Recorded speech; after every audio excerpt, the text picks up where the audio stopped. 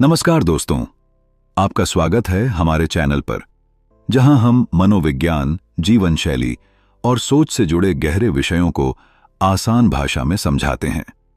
क्या आपने कभी कोई सपना देखा है जो बहुत अजीब था? ऐसा सपना जिसे आप समझ नहीं पाए, लेकिन वो आपको कुछ कह रहा था। आज का हमारा विषय है सपनों का मनोविज्ञान, और इस विषय पर बात करेंगे उस महान व्यक्ति के नजरिए से जिसे मनोविश्लेषण का जनक कहा जाता है, सिगमंड फ्रायड।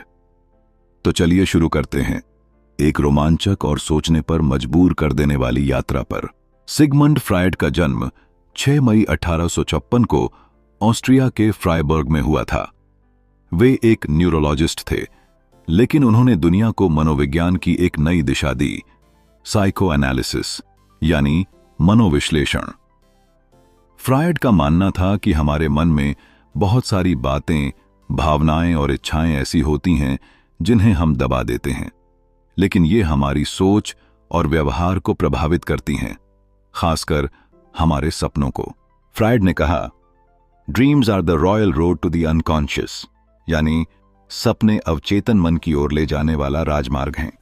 उनका मानना था कि हर सपना हमारे अंदर छुपी किसी इच्छा, डर या याद को दर्शाता है, और यह सपना सीधा नहीं होता, बल्कि प्रतीकों और संकेतों के जरिए आता है।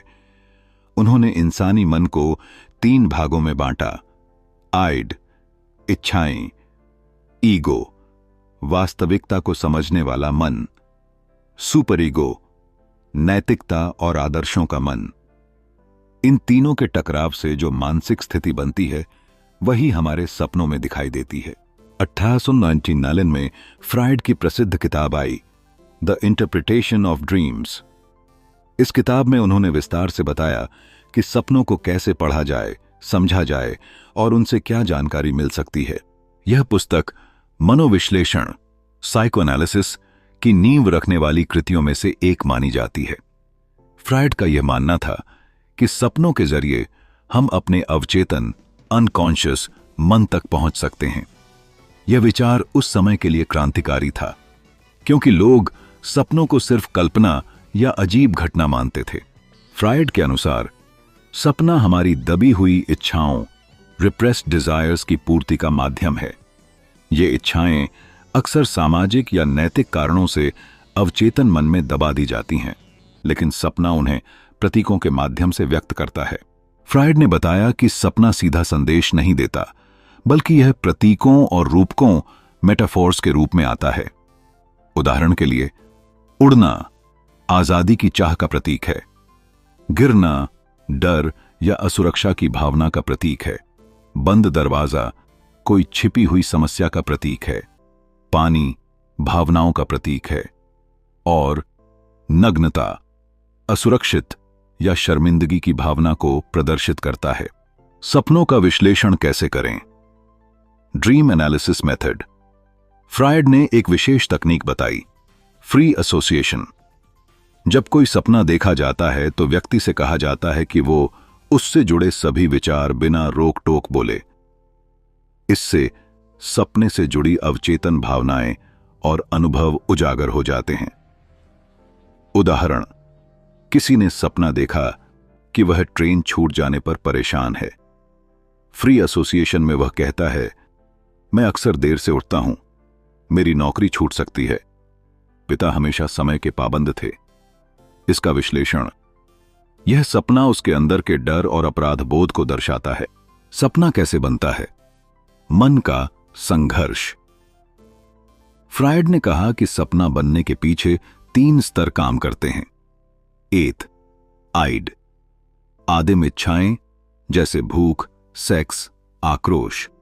2, ईगो, तर्क और वास्तविकता की समझ। 3, सुपर ईगो, नैतिकता और सामाजिक आदर्श। जब आइड की इच्छा सुपर ईगो द्वारा दबाई जाती है, तो ईगो सपनों के जरिए इसे प्रतीकों में बदलकर प्रकट करता है। फ्रायड ने सपनों को 2 स्तरों पर बांटा है, मैनिफेस्ट कंटेंट, प्रकट रूप, जो हम वास्तव में सपना देखते हैं; लेटेंट कंटेंट, गुप्त अर्थ, जो सपना असल में कहना चाहता है। एग्जाम्पल, सपना, मैं परीक्षा में फेल हो गया। प्रकट रूप, परीक्षा का डर। गुप्त अर्थ, शायद अंदर ही अंदर खुद को लेकर संदेह है या आलोचना का भय है। फ्रायड के अनुसार सपना एक मानसिक सुरक्षा तंत्र है। यह अवचेतन इच्छाओं को प्रतीकों के जरिए प्रकट करके मन को संतुलित करता है ताकि व्यक्ति जागते समय सामान्य रह सके। द इंटरप्रिटेशन ऑफ ड्रीम्स सिर्फ एक किताब नहीं बल्कि एक नव दृष्टि, न्यू लेंस है जिससे हम मनुष्य के मन की गहराइयों को समझ सकते हैं। फ्रायड ने यह सिखाया कि सपना व्यर्थ नहीं है।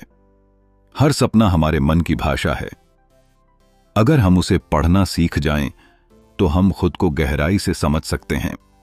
तो दोस्तों, आज हमने जाना कि सपने सिर्फ रात की कल्पना नहीं, बल्कि हमारे मन की गहराई में छिपी सच्चाइयां होती हैं। सिगमंड फ्रायड ने हमें सिखाया कि अगर हम अपने सपनों को समझना सीख जाएं, तो हम खुद को बेहतर जान सकते हैं। अगर आपको यह वीडियो पसंद आया हो तो लाइक करें, शेयर करें और सब्सक्राइब करना ना भूलें। नीचे कमेंट में बताइए, आपने आखिरी बार कौन सा सपना देखा था जिसे आप समझ नहीं पाए। ऐसे ही और रोचक और गहरे विषयों के लिए जुड़े रहिए हमारे साथ। धन्यवाद और अपने मन की यात्रा जारी रखिए।